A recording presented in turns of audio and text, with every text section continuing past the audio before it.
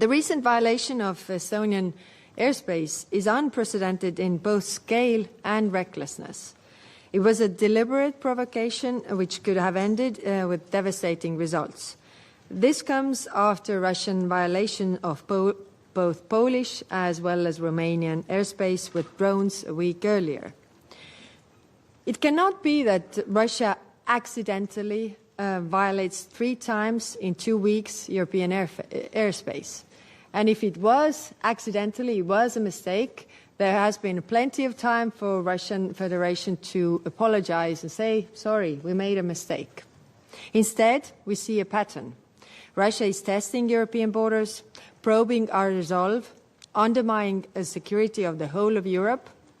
Russia hopes that it might force us to draw our focus away from supporting Ukraine and focus solely on our own security. I say this openly to Russian representatives in this room. Your government's actions are reckless, dangerous, and go against the very principles of the United Nations. I have only one request to the Russian government. If another missile or aircraft enters our space without permission, deliberately or by mistake, and gets shot down and the wreckage falls on NATO territory, please don't come here to whine about it. You have been warned. Thank you. This is my video update on this Tuesday afternoon, September the 23rd, coming to you from Nicosia, Cyprus. Let's talk about some news. And let's start things off with the UN Security Council meeting to discuss the Russian MiGs, a meeting that Estonia called. And we also had a day of General Assembly speeches in what is the beginning of 5-6 days of UN General Assembly speeches and events. And so yesterday, everything pretty much kicked off, and it was, as expected, a complete clown show. And so we start with the Security Council meeting to discuss the MiGs that allegedly crossed over Estonian airspace in what NATO and the collective West is calling Russian aggression and a Russian provocation to test NATO's defenses. And so the key words that the collective West leaders used in their speeches yesterday as they were discussing the MiGs incident, as well as the drones over Poland, that was also discussed. The key words that they used in all of the statements and the scripts was Russian recklessness. They talked about Russia apologizing, or in the case of stunning and brave Kaja Kallas, Russia not apologizing. And the other key word was warning, a warning to Russia. This is your final warning, or this is a final warning, or as Thank You USA Sikorsky said, you have been warned. So yeah, it was as expected, a clown show of speeches and statements from the collective West.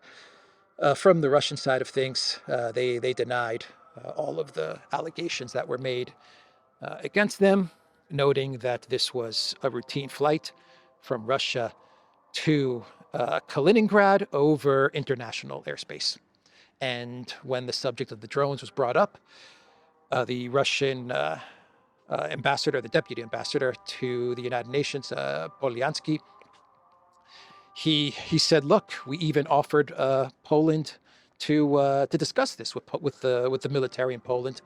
We said, let's talk about it, because the decoy drones that you claim we launched into Poland only have a range of 700 kilometers. So how did they travel 1,200 kilometers, and how did they end up on top of a hen house or a chicken house. Hey, my friend. How are you? You're relaxing, huh? Good spot to relax. So that was the General Assembly meeting. Estonia, they provided evidence of Russia's aggression. And this is great. And the evidence that Estonia provided was a picture of a MiG, which they claim flew over Estonia or in Estonian airspace. You can't really tell because all you can see is the picture of a MiG with a blue sky. So who knows where this picture was taken? But trust me, bro. And they also showed the map. Remember the map that I talked about in a video from a couple of days ago? I actually posted the map in that video update, which was a map made by Estonia on Photoshop or something like that. And it has a map of the Gulf of Finland, the Baltic Sea, Estonia, and it has the route of the Russian fighter jet in a straight line, which shows that it was crossing over Estonian airspace. Something that a designer could do on Photoshop, or something that AI could generate. So that was their evidence. Trust us, trust us. Russia flew over Estonian airspace. Here you go, a picture of a MiG. It's a MiG. There you go. That's the evidence. Oh man. So Macron, as expected, he recognized the state of Palestine in his speech at the General Assembly. So that was completely expected. And Ursula, she spoke yesterday. She actually posted parts of her speech on X, and she said, "We will set up a Palestine donor group because any future Palestinian state must be viable, also from an economic point of view. And we Europeans will set up a dedicated instrument for Gaza's reconstruction. Gaza must be rebuilt." That was Ursula in her statement, doing what she knows best, setting up slush funds. That's what she knows how to do. That's what she does, and that's what she's going to do for Palestine. She's going to create yet another EU slush fund. So that was what Ursula said in her speech. And Zelensky, he also arrived in New York, and he met with Keith Kellogg. Surprise, surprise. Man, those guys are connected at the hip. Kellogg and Zelensky. They are meeting every other day. Best buddies, Kellogg and Zelensky. So he met with Kellogg. He met with the president of Kazakhstan, Tokayev. And you could tell it was a bit of a tense meeting. Actually, it appeared as if Tokayev was trying to keep his distance from Zelensky. The president of Kazakhstan must have been briefed about the Zelensky curse. His aides probably told him, his advisor said, "Mr. President, just shake his hand very quickly and just keep your distance. We don't want any Zelensky curse rubbing off on you." So it looked like a pretty tense meeting. But Zelensky then met with the president or the director of the IMF. That's right, the IMF. And the director of the IMF told the Green Goblin that you're asking for 37 or 40 billion to take you to 2027. You're going to need a lot more than that. You're going to need upwards of 60 billion.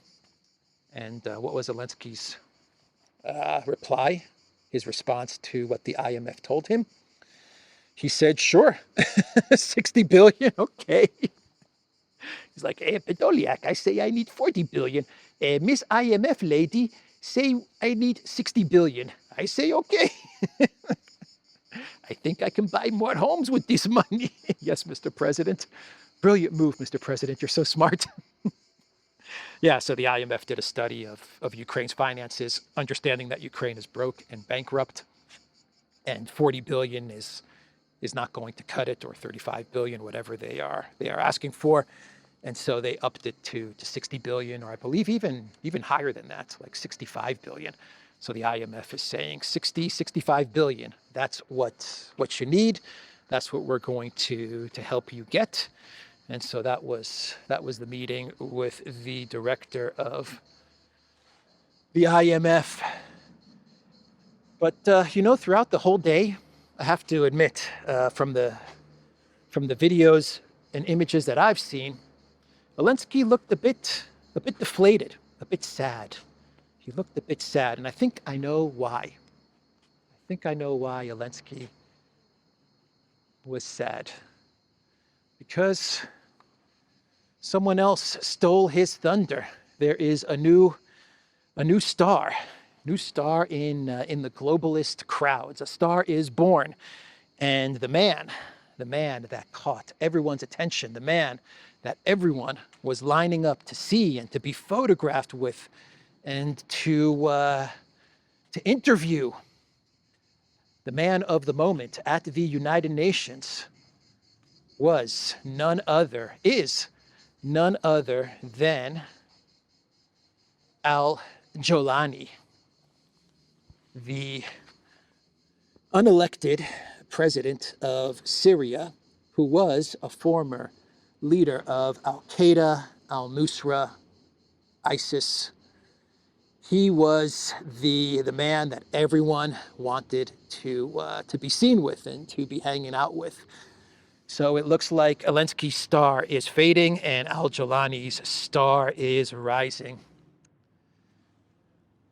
Al-Jolani started off wearing military camouflage fatigues outfit, and he moved to a suit and a better haircut, trimmed his beard, and now he's wearing really nice suits as the unelected president of Syria. And Zelensky took the reverse trajectory, the reverse path.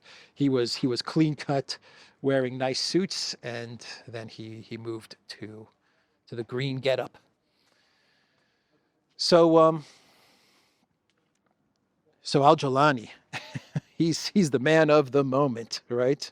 He is the man of the moment at the United Nations in New York City. Al-Qaeda, Al-Nusra, ISIS, former leader, a man who had a $10 million bounty on his head from the United States, is now hanging out in New York City, and Macron wanted to see him and got a photo with Al-Jolani.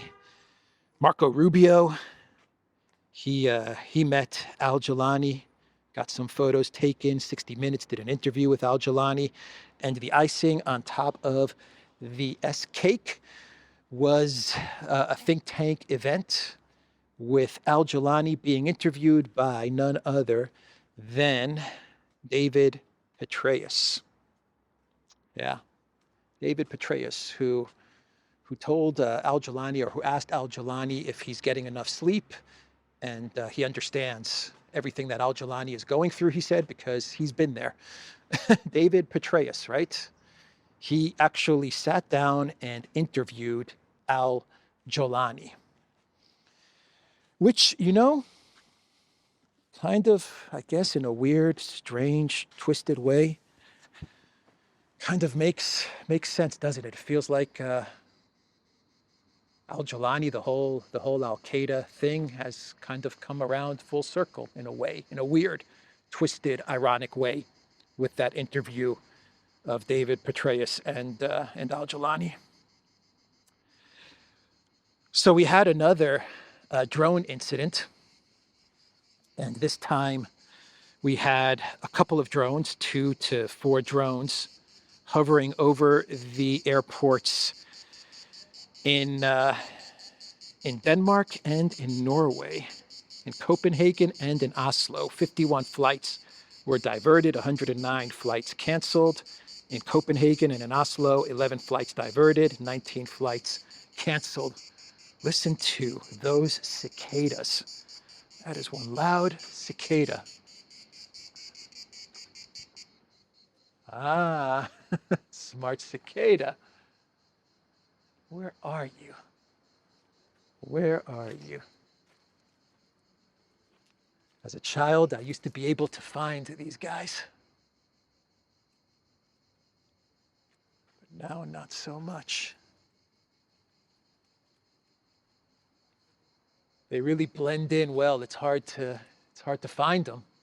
But when you do find them, it's pretty awesome. But they're so smart, you see? I approach, and they're quiet. Amazing. All right. Let's see if he starts up again as I walk away. No. He's remaining quiet, the cicada. So yeah, we had some drones over these airports, and flights were diverted, and I think some flights. Did I say some flights were canceled? Yeah, some flights were canceled, and these drones, from what I understand, these were big drones with a lot of bright lights, just kind of hovering over the general area of the airports in these two cities.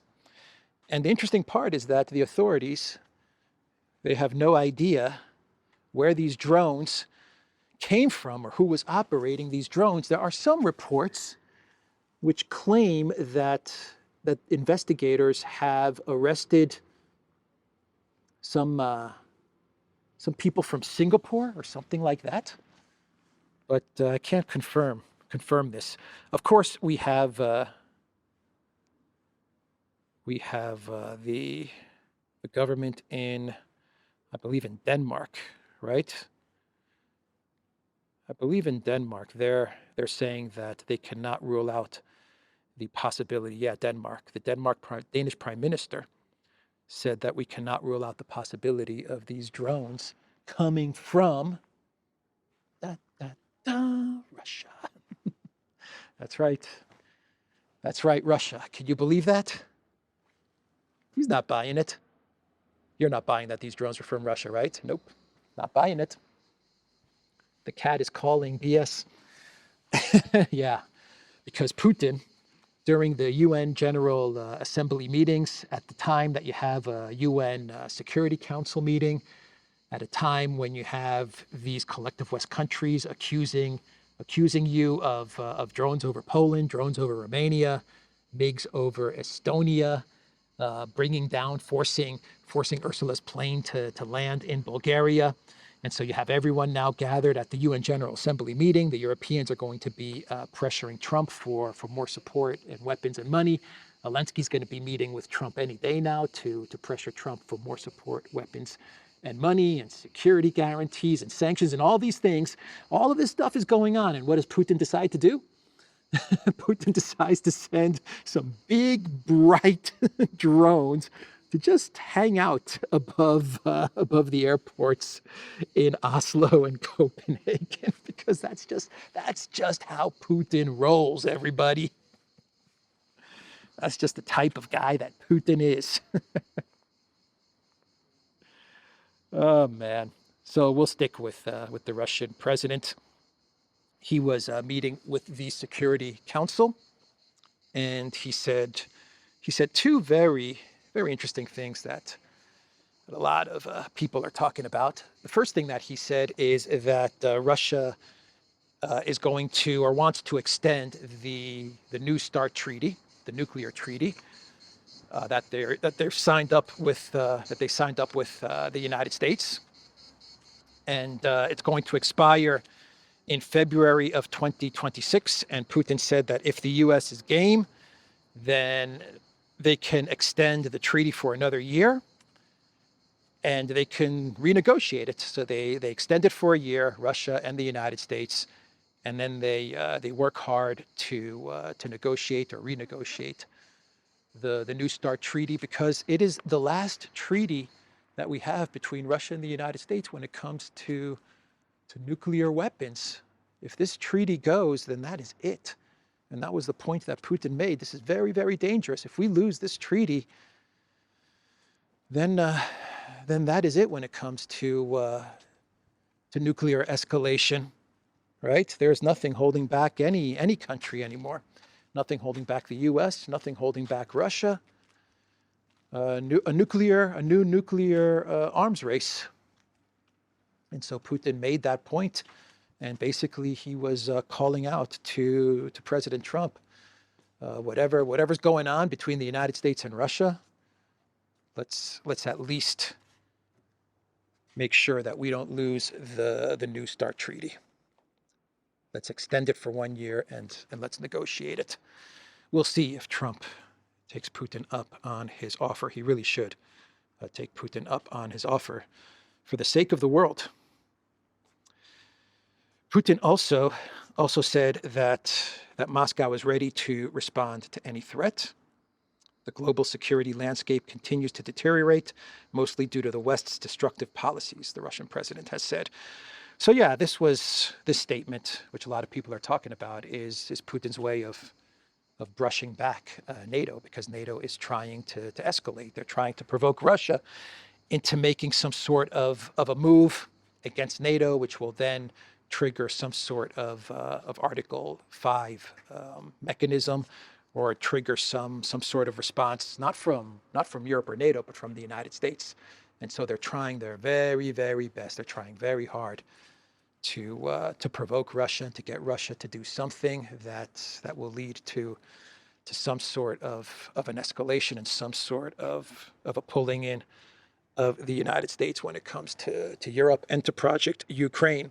So Putin, in his message, said, step back, Europe, let's stop NATO, let's stop all of this nonsense, this drone, MiGs, provocation and escalation, false flag nonsense, because you're warning us, Sikorsky, Callas, Yvette Cooper, the new foreign minister of the UK, you're warning us. Well, we're letting you know that we're ready. We're ready, and our weapons, they're pretty serious stuff.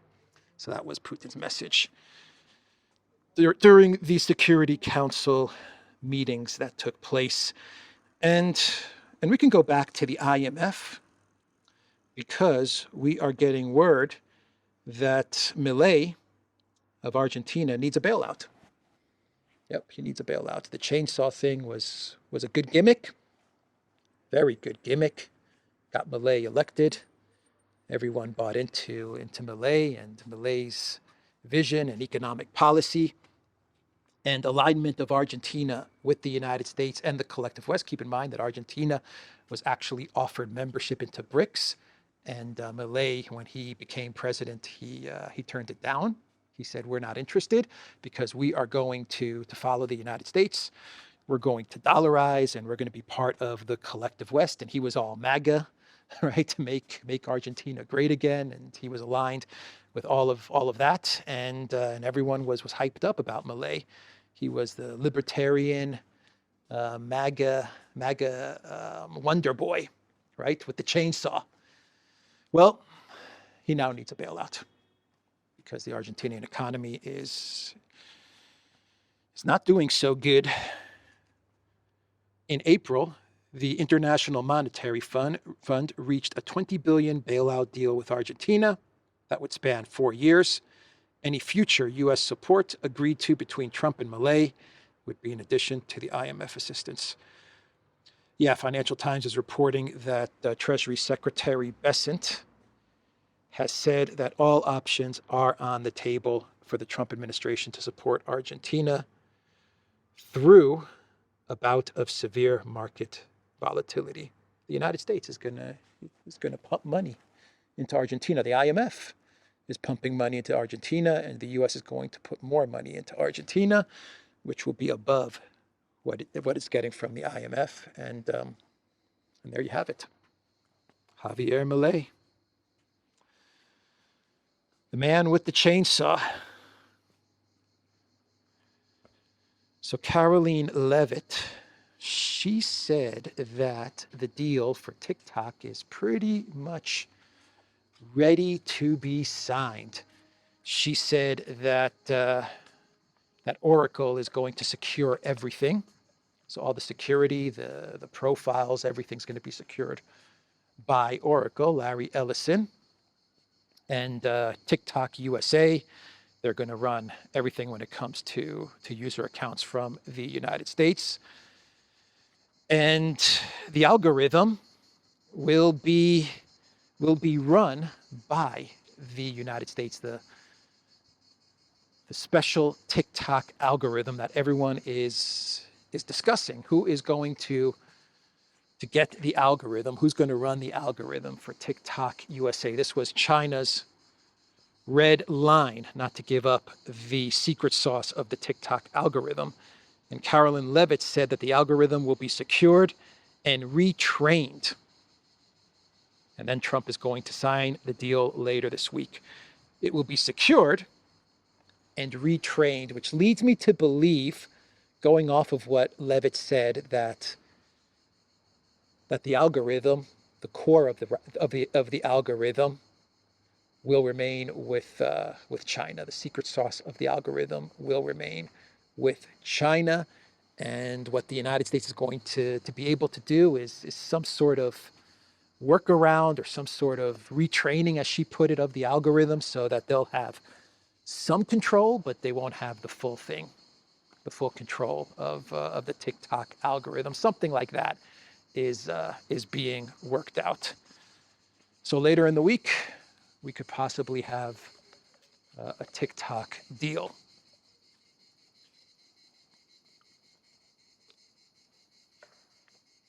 So let's do a clown world maybe, and we can wrap this video up. Yeah, let's do a clown world.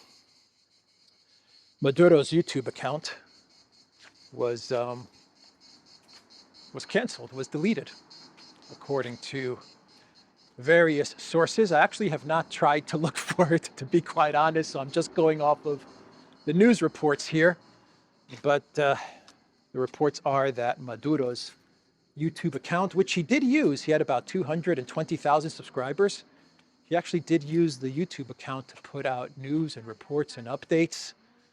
And looks like YouTube has canceled it. Even direct links to videos are down, completely canceled by YouTube.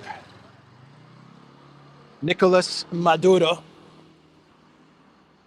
And Macron, as he was traveling, as he was going to the UN General Assembly to give his speech, he was stopped by police, and he was not allowed to make it to the UN General Assembly because there was another world leader, another motorcade, that had shut down the streets, and Macron and his motorcade and entourage, they had to wait until this world leader made it to the UN before him. And that world leader was none other than US President Donald Trump. And in the video, the NYPD, the NY police officer, is explaining to Macron, you have to wait because the US president needs to pass. And Macron had to call Trump and get Trump to help him make it to the UN General Assembly meeting where he was giving his speech and where he announced France's recognition of Palestine. I'm sorry, I'm the president. I'm really sorry. It's just that everything's in frozen right now. There's a motorcade coming right now. I'm sorry. If you don't see it, let me cross. How are you? Guess what? I'm waiting in the street because everything is frozen for you. Are we ready for a wine?